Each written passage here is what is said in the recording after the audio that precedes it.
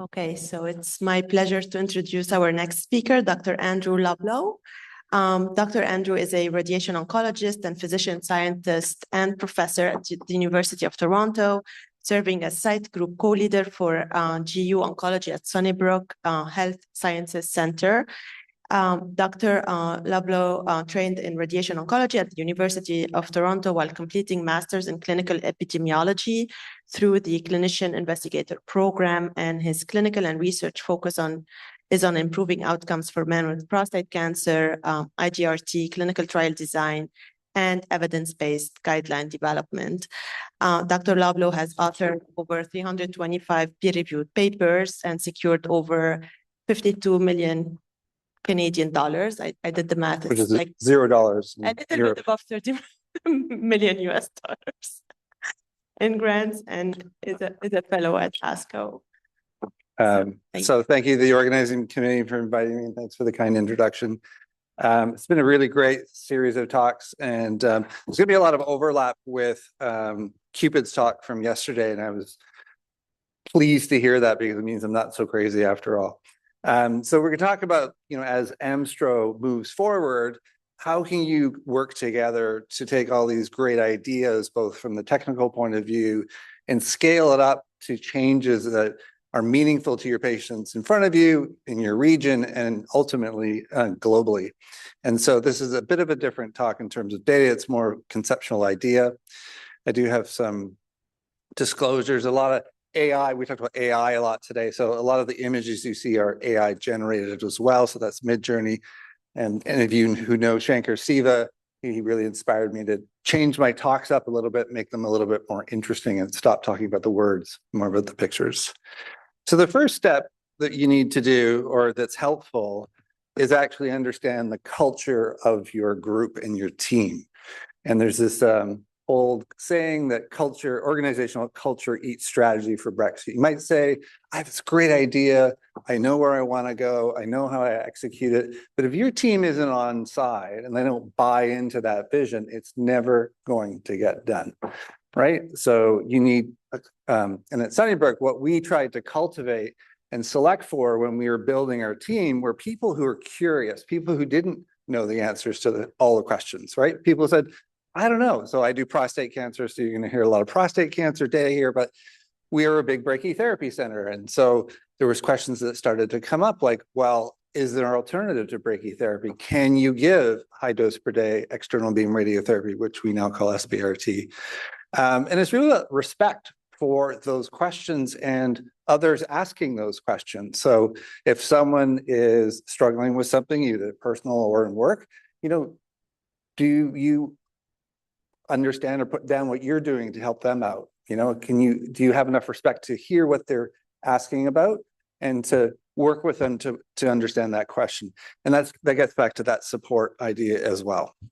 So in Canada, we play a lot of basketball, and I'm proud that 2019 Toronto Raptors actually beat the best team in the league, which was the Golden State Warriors. And it was really a revolution for Canada. This is the first time we'd won the NBA championships.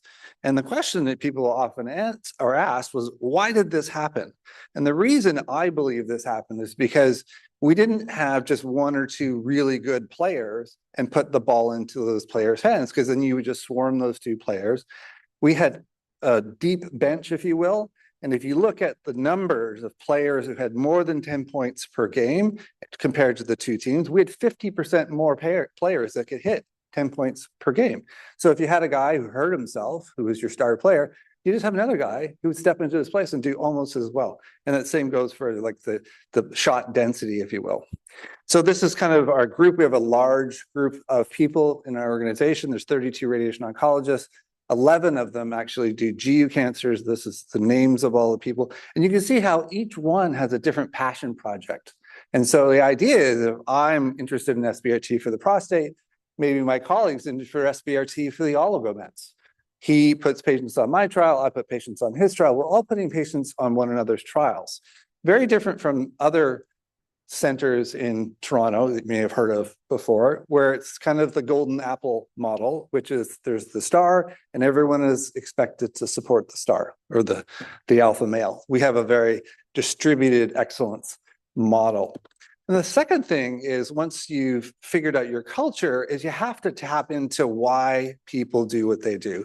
Why do they show up to work? Why do they put their feet on the floor, get dressed, drive over town and whatever, and work all those long hours? You have to tap into that purpose. Maybe it's a grandmother that had cancer and they saw that person who was very essential to their life and they care a lot about suffer from a disease and die from that. And maybe that's why they got into oncology. Maybe a therapist has a different expectation or a reason for coming to work. So you got to tap into, people talk about vision and mission statements, like what does the world look like when we're finished and how are we going to get to that vision? But you have to tap into the purpose. It's really at the center of what you do. And so this is another thing. So this is just something we were playing with in terms of our vision. My vision was to cure 100% of men with localized prostate cancer without compromise. In other words, with the least amount of side effects. Our mission was to create and integrate innovations to benefit the patient and the healthcare system. So Canada, as you may know, is mainly a public healthcare system. So we have to be very careful with the public resources that we use. We want to spend less and do more with that investment. And use, again, tapping into that purpose, igniting each person's reason. So if you are interested in business, you may have heard of Jim Collins and his hedgehog concept. So the idea is that what are you deeply passionate about? What are you the best in the world at? And what drives your economic engine? It's the center of those three circles, or the Venn diagram, is where you're going to be most effective and impactful. It's a journey. This is not something that's solved overnight. It's at one foot in front of the other for 1,000 miles, and that's Lei Su, who quoted that first. The other thing you need to understand is complexity. And so this is a course I took about healthcare management and healthcare leadership. And it really opened my eyes to, I was very frustrated sometimes. I didn't understand. I was like, why can't we just do this? Why, this makes so much sense to me. Why can't this just happen? And it's because it's not simple. Simple is something like baking a cake. You have a recipe, an egg, your flour, your sugar, whatever, you mix it up, put it in the oven. That's easy to do. So complicated things are things that doing things over and over again, you get better at. So the classic example of that is launching a rocket to the moon. More times that NASA sends a rocket into space and that rocket comes back successfully, the more they understand where the pitfalls are, how to mitigate those potential errors, and to get on top of that. Healthcare is different. And the classic example of this is raising a child. So this is complex. The idea is that you need less rules, not more rules, to be more effective. You need minimum specifications, or what we call min specs. And so raising a child, just because you successfully raised one child doesn't mean the same parents can successfully raise a second child. So the idea is you have to have principles and an idea where you want to go and minimize the barriers or obstacles to get to that process. So the example I use, and this is a North American example, but I live in Toronto, which is over here, and Los Angeles, where this is on the West Coast. Beautiful city, it's very warm. So maybe it's -10 in Toronto and I want to drive to Los Angeles. And so I know it's west and it's south of where I am in Toronto, but I don't know how to get there. And if I don't have my Google Maps on my phone, all I know is I need to head west and south at some point. And I stop every once in a while and I say, am I going in the right direction? Where do I go next? So it's really about having a vision, knowing where you're headed to, but not worrying so much about which turn is actually going to get me to the next thing over the next period. So if I'm going north or I'm going east, I should have a very good reason for doing so, because I know that I want to be going west and south. So the other thing is our next step is we want to start slow. You want to start with things that are easy to do. A baby, when they're first able to get on all fours, the first thing they do is they crawl. Then about one, they end up taking a few steps. They're very unsteady. Then they start to run.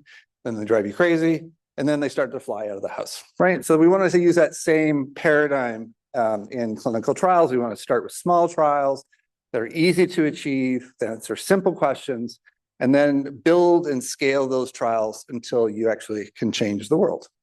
So this is something I found very valuable, and our group has done very well with. It's something called it's a lean project, and it's a the idea there is to use and this is I think I missed the slide.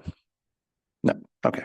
Anyways, so the idea here is we start with a very lean trials team. So I think the most ethical way to move things forward is in the context of some sort of prospective study. If you're doing something and you think that's the standard of care and you want to do something differently, you really should do that within under the context or an environment where you learn from what you're doing.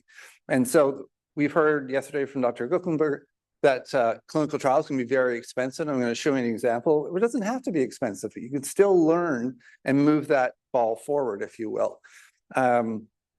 If you're picking clinical trials from cooperative groups, like maybe you want to start with a trial. We heard from Princess Dina, I can't remember her last name. Anyways, I'm not going to start. That they want to establish a network in the Middle East where there's accredited clinical trial sites across the Arab states, so that when a trial opens up, you all have access to that and can contribute data to that process, which also allows you to learn those new techniques if it's a technical trial. To do clinical trials, you need to activate studies very quickly. So there's a lot of bureaucracy. We all face it every day, and it's uncomfortable. But what's really important is that you get the trials open as fast as possible. That means, particularly if you're doing pharma studies, where there tends to be a little bit more money involved, is that they will beat a path to your door.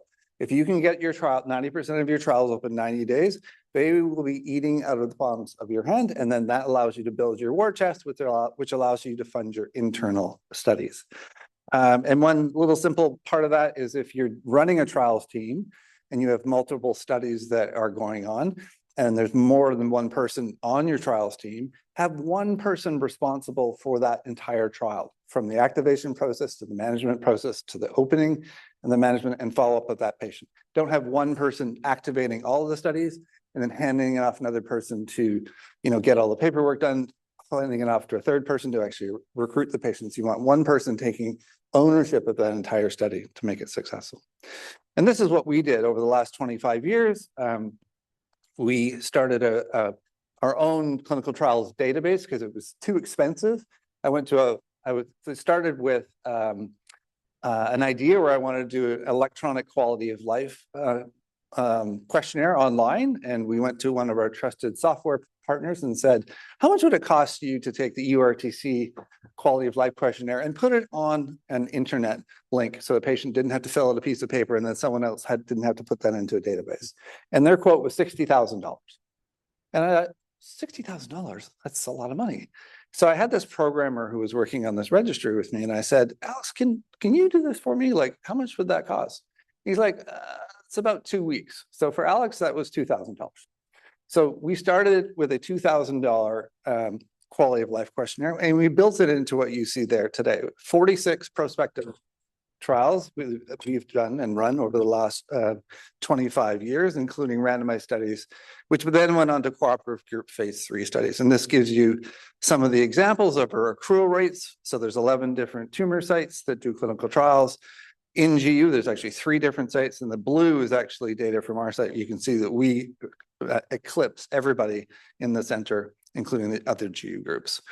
The other thing is creating partnerships. If you're going to go, there's this old saying, if you want to go fast, go alone. If you want to go far, build a team, right? So you need to think about what other people's, not bias, but motivation is. And this is where the PESTLE acronym comes into play. So you need to think about, if you're talking to policymakers, what's the political implications of this partnership you're doing? The economics, is it going to cost the hospital more money? Is it going to save the hospital money? And so on and so forth. So it's really important to think about multiple domains, not just the trial perspective you're coming from. And you got to go to many different partners, including pharmaceuticals, charities, peer review grants, and just generous donors. It's really all of those together that will allow you to advance your vision and move forward. And this is the last thing, this is PDSA, or Plan, Do, Study, Act.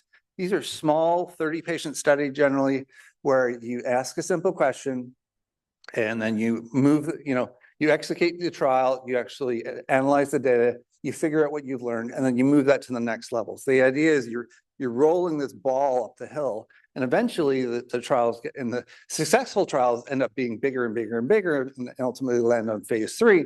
And the smaller ones, you take what you've learned from it and you build that into the next one. So there's some examples. This is a Movember campaign with very embarrassing pictures of facial hair on all of us. So this is just a couple of slides to go through. I don't know how much time in. 14, 5 more minutes. Okay, we're gonna finish on time.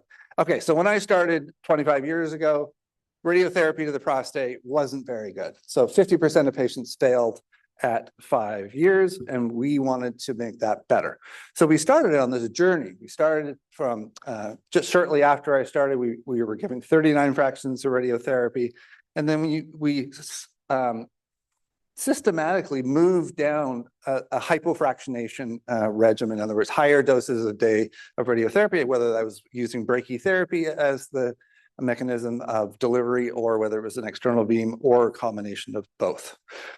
So one of the funniest, well, not funniest jokes, but one of the things that follows me around a lot is my first stereotactic radiotherapy study I called prostate hypofractionated accelerated radiotherapy, or FART. Actually, I called it PHART. But my therapist was like, Marlene was like, there's no way you're going to call it that. It's so embarrassing. I'm like, I'm going to do it just because you think it's embarrassing. So on Twitter, apparently I'm the fart guy. Anyway, so our first trial, basically was very low, toe in the water. That that PDSA circle I was talking about. This was 30 patients, intermediate risk disease, and instead of giving them 78 gray and 39 fractions, we gave them 30 and 10. We gave them 42 and 21. They had all had fiducial markers. We measured interfraction motion, and we used that to calculate their individual CTV PTV margin. And then we gave a 30 and 10 boost. Ooh, like 3 gray per day. You're like, what's that all about? Anyway, so that showed us that we could do it, that we could see it, and we could actually treat patients safely. We went on to phase 2, which was in high-risk patients, now moving to 25 fractions. And ultimately, we went on to brachytherapy. 9/11 had a big impact on us. This is the first day we did HDR brachytherapy. Jared Morton's one of the global leaders in brachytherapy. We showed that brachytherapy boost, you could give a single fraction of 15 gray, and that was the same as 2 fractions of 10 gray. Again, in the Canadian healthcare system, that makes more sense because it's better for patients and it's cheaper. And I won't go into all the details, but essentially we went through all of these different sequential studies. We took what we learned from each of them. If you look at the bottom, this is what we learned from this one, which got built into this one, which went into that one. And we just kept going until we actually got to the end of the day. Ultimately, our 5-fraction program was, we were invited to participate by Nick Van Ass, because originally PACE B was a Accuray funded cyberdive trial, and their accrual wasn't as good as they had hoped. So they invited us to provide the program and the protocol for standard linear accelerator based therapy. And this is really what has changed the world in terms of management of localized prostate cancer in the intermediate risk. Long-term follow-up has shown that SBRT is safe and effective. 95% of patients are disease-free if they have favorable risk disease, and 99% of these patients are cured out to 16 years. So we went on to 2 fractions, and that's now being tested in different randomized control trials around the world. We did 2 fractions of HDR brachytherapy. Jared Morton was like my big brother, so whatever Jared did, I tried to do with SBRT. If he could do it with brachy, I tried to follow him along. There was a talk about is single fraction, and I think Mohammed Shalom was saying, is a single fraction enough? We did a trial looking at HDR times 2 versus single fraction, and our conclusion, it was not enough. We did 2 fractions, and Dr. Shalom also presented this data, 2 fractions versus 5 fractions, equally efficacious out to 10 years. But there's a quality of life advantage in a couple of domains that make a lot of sense. So bowel and sexual domains seem to be better with 2 fraction SBRT versus 5 fraction SBRT. This is 2 different cohorts treated in different times with different techniques and things like that. So we can't conclude, there's a hypothesis, this makes sense. So what do? We do a large phase 2 study, and there's now several RCTs around the world asking that question of 2 versus 5. So stay tuned for that. And lastly, again, brachytherapy was king. That was our sacred cow, if you will. That was something was undisputed that brachy was better. So we took Jared's HDR times 2 arm, which was the better of the 2 in that study, and we compared it to our 2 versus 5 SBRT. And this really shocked us. I still don't understand why we're seeing this, but you can see the brachytherapy is in blue. The red is SBRT. There's 4-fold fewer failures if you use SBRT. This is the same biologic dose. This is an EQD2 of 110 gray in all of those arms. Why are they failing? And on top of that, the brachytherapy patients were less likely to have unfavorable intermediate risk disease. There's twice as many patients in the SABRE arm that had unfavorable intermediate risk disease, and we're still seeing that difference. Stay tuned, much to be worked on in this space.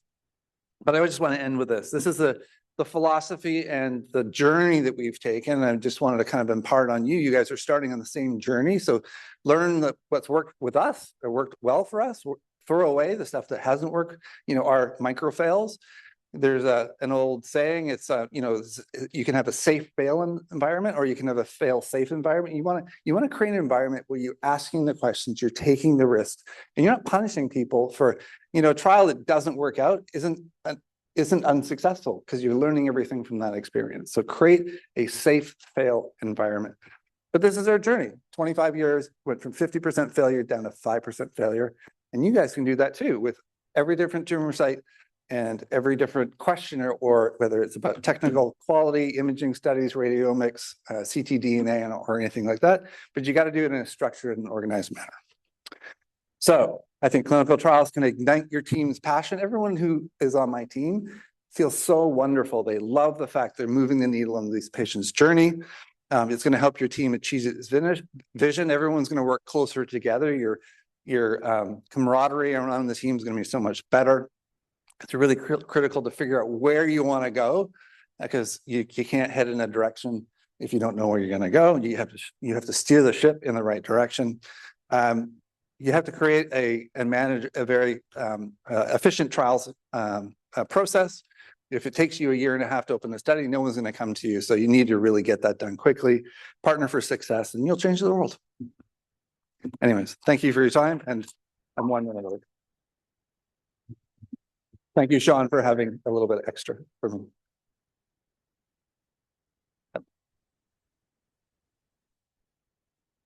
Your talk. So it's such a nice and great recipe for success when you're designing clinical trials. And what's your #1 tip to be efficient and overcome all the bureaucracy, right, that hinders a rapid activation of a clinical trial? What's your #1 tip, you would say? I think what has really helped our team the most is we meet on a monthly basis. So I'm the team lead for our GU site. All of us meet and we all talk about every single study that's either boxed, that's closed and maturing, that's open to it's actually actively accruing to patients, and it's coming down the pipe. Because we all forget, we're all busy. We all don't know, you think, I totally forgot to do that. And it's okay if you forget for a month, but it's in, and we minute everything, and everybody on the team sees the minutes.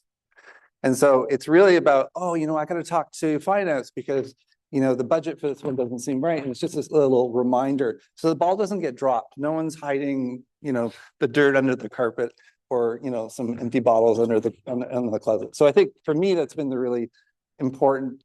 And everyone on the team gets to say, you know what, this isn't working well for me. And as chief or the lead, I have to go and fix that obstacle.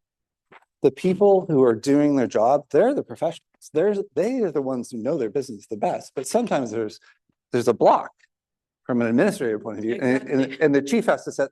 My job is chief blocker, right?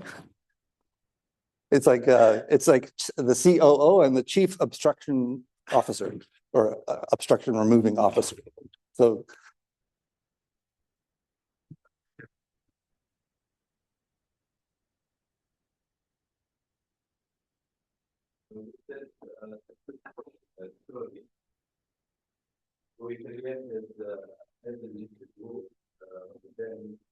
then the Middle East region. Yep. So our head and neck group, so we selected people who had excellent training from Canada. They have latest radiotherapy techniques with the quality assurance programs. So then we selected leading institution with excellent research infrastructure. Then we selected question for a clinical trial, which is we selected 2 arms of standard of care. Mm-hmm. So this trial is, the name of the trial is high-ticket trial. So we will include patients with locally advanced head and neck cancer. These patients will be randomized to 2 standard of care arms, concomitant chemoradiation versus hyperfractionation. Right. So this question previously not tested in prospective clinical trials. And both arms are standard of care. So we selected low cost, low budget clinical trial. And both the treatment options are available in these institutions. So we will open this trial very soon. So 10 participating centers. That's great. From the Middle East are going to participate, and KRCC is going to be the leading institution. So I'll be very curious to see how that trial accruals. I did my own lived experience with having trials that randomize to 2 different arms that are both available as standard of care. Is the patient's like, I want that one, or I want that one. I learned that 20 years ago. Where I think our success lies in our randomized control trials is we only give the treatment that is the shiny star in the clinical trial context. They have to go into the trial to get the shiny star. So the 2 fraction is not available outside of the clinical trial. So a patient, I sell them on the 2 fractions. They're like, yes, I want the 2 fraction, and I want my sex drive to be wonderful and my erections to be great. And I'm like, okay, sign here. If you say, oh, I want 2 fraction, and you say, oh, I don't want to go in, I want the 2 fraction, and you say, okay, you can have that, then they're not going to sign up. I hope that works for you. Maybe your culture is different. It's always been a trouble. Anyways, I'll just stop there. But I think it's wonderful what you've done. And okay. I'm not being critical. I'm just saying that's the only thing I've learned from my trials experience over the last quarter decade is that if you build something that they want into the trial and only offer that in the trial context, you will draw. That's why we put 600 patients on trial every year in my group. 25% of patients go on clinical trial. Why do you think SBRT is better than HDR? Do you think it's a dose distribution? Last question. I don't know. Actually, I used to do brachytherapy for 24 years. I stopped because we had 2 new people coming in. We only have so many floors. So I don't know. I think no, it's the same BED. The only thing I can think of is, we do HDR a lot and LDR. When we do real-time HDR on center planning, and when you put a bunch of needles in, there's a bunch of edema. You think you can see the capsule really clearly at the start, but at the end you're like, is that so maybe I'm not actually contouring correctly and I'm missing. I don't phase planning. Yeah, so we don't move. So we put the patient to sleep, lithotomy position with the legs up. We paralyze the patient. We put the HDR catheters in there, and then we take an ultrasound image set, and we send that right to it's called the AMSTRO planning system. It's part of Varian. And it comes up with the plan right there without moving the patient. Because we found by taking the patient off the table and going downstairs to the CT planning suite, the catheters can move up to 1 centimeter.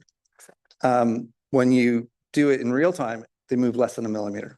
But even despite that, so maybe we're just not identifying the targets very much. Anyways, this just came out. It's being published in JAMA or open in 2 weeks. Congrats. Thanks. Thank you. Thanks.